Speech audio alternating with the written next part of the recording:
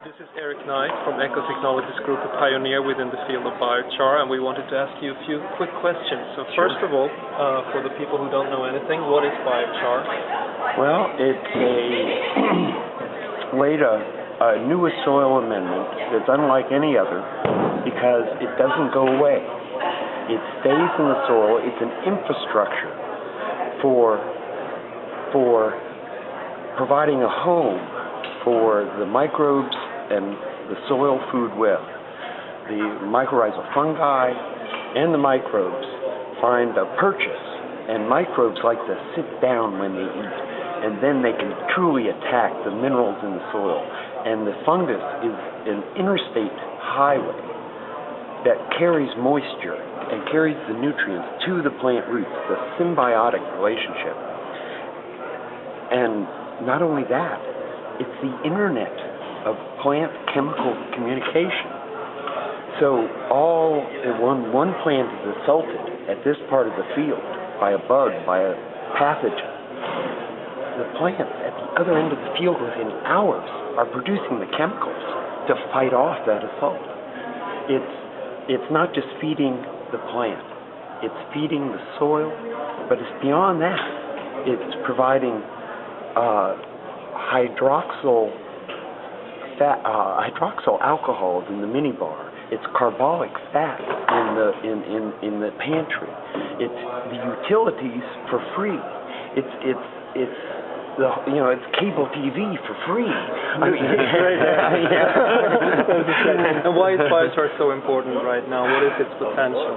Well, I think it's most important by what you just saw. Of course. It scales from the smallest pyrolytic stove that costs $3 to $5, all the way up to E-coal, to the best. So just to interrupt you, what we just saw was how biochar can help and protect forests simply by changing the routines of how people that's the beauty. As a child, I lived in Africa, and there's a passion for life when you suffer being subject to nature.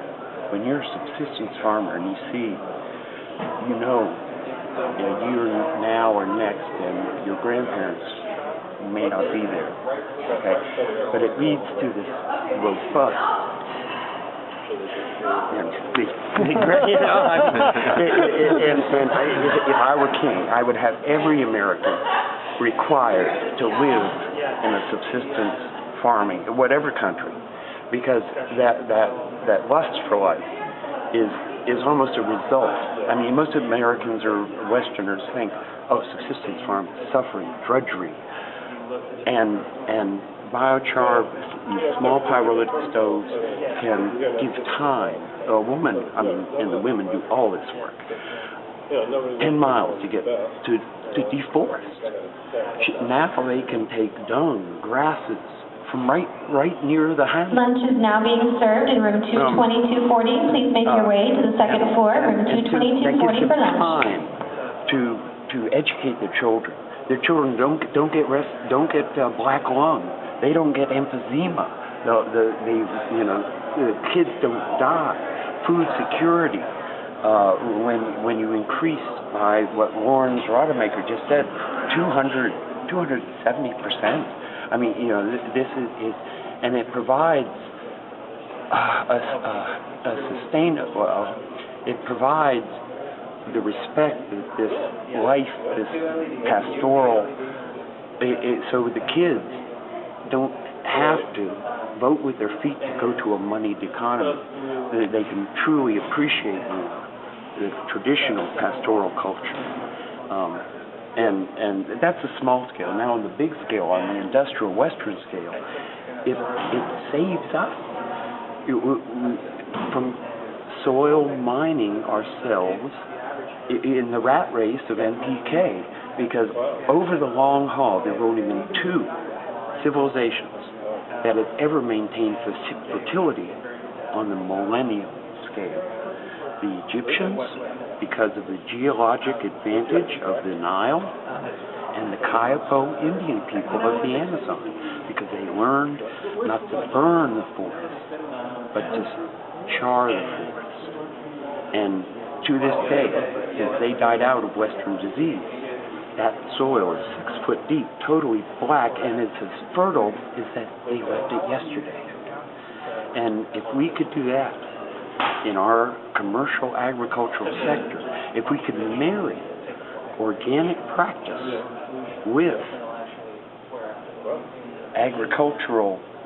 industrial agricultural practice, we could break that.